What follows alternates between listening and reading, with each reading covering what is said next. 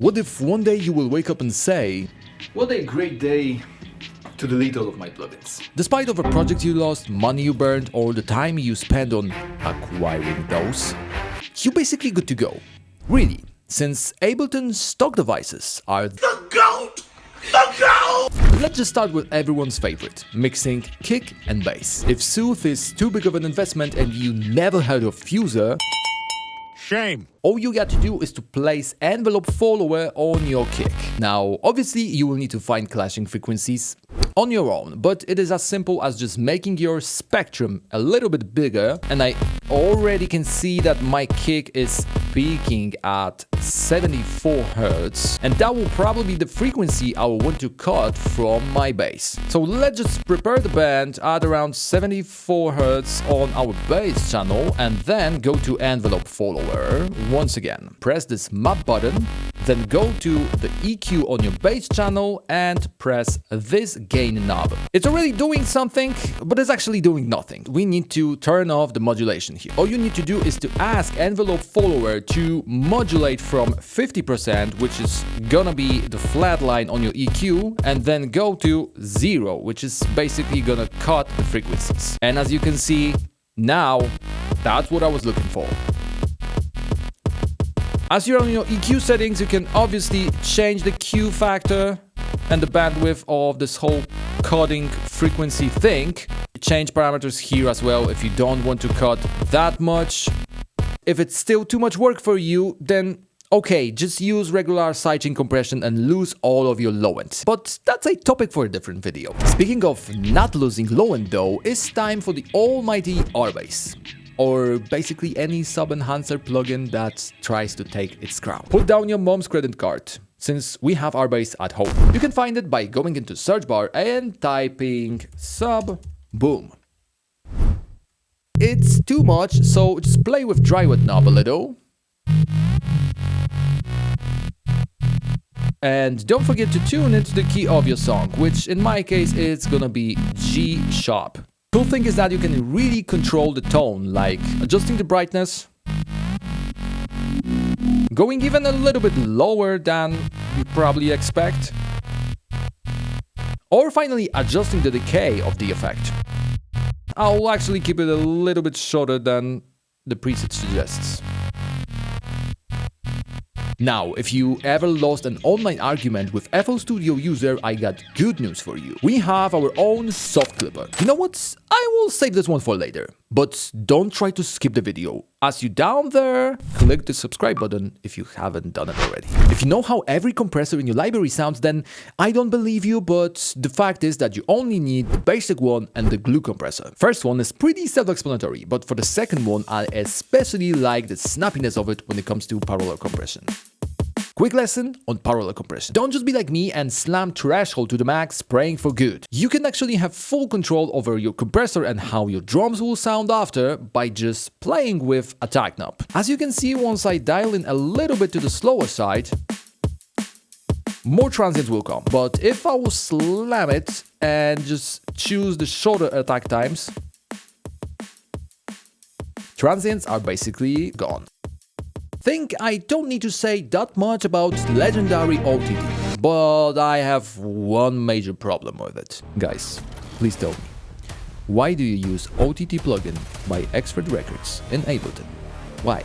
It's literally made for older DAWs to use the stock Ableton preset called OTT. So what's the point of using the plugin? Now this one is also exclusive for Live, especially Live 12. But since it's around the corner, I think it is safe to say about Roar. It's gonna be the next big thing for sound design. And I wholly grateful those who can spend $130 on something more useful than another saturation plugin. So basically you get this many shapers to choose. And some of them sound really unique. I really like this fractal one. And just like with Saturn, you can turn it into multi-band. You have your lows, your mid-band, and high band. You can use different shapers for each band. So I'm just trying my luck, so let's use fractal here once again. Then for the mid-band diode clipper, Why not? And for the lows, just use a classic soft sine. A thing that I don't like about it is that it actually leaves you with only those two crossover points. I would love to see something more flexible here, but just remember, if you're feeling nerdy, you can actually modulate everything in RAW. There you have mod sources, which is basically two LFOs, an envelope follower, and the noise modulator. All I got to do is to go to Matrix, let's turn the rate down, and turn the shaper to something more noticeable. Okay, now I think you guys are ready to talk about the clipper. You can get the first one with saturator. And all you got to do is to press the soft clip on, then drive the saturator, and obviously gain match the adjustment. And as you can see, my kick is peaking at -6 slightly. Then once I engage the saturator, clipper saturator, I can drive it even more.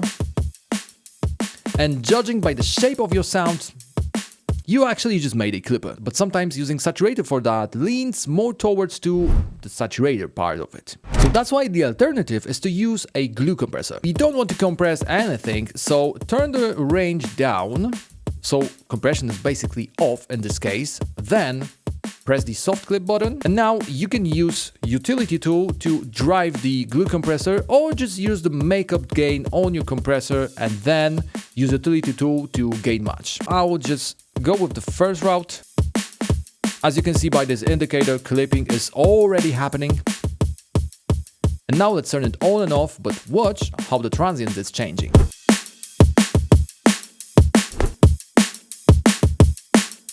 Stock reverbs usually sound like playing the best melody of your life on your phone in your bathroom. Think you get the idea since you probably watched this video there right now. Ain't gonna judge. If you really like the sound, you can use it as impulse response in hybrid reverb. And you know what? You can actually use any wave file as impulse response in hybrid reverb. Let's just, for example, try this snare here. Turn the blend to only hear the convolution part of hybrid reverb.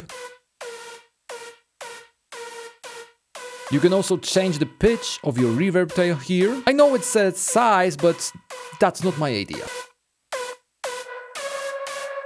And we actually made something decent. Now let's mix in the algorithmic part of hybrid reverb.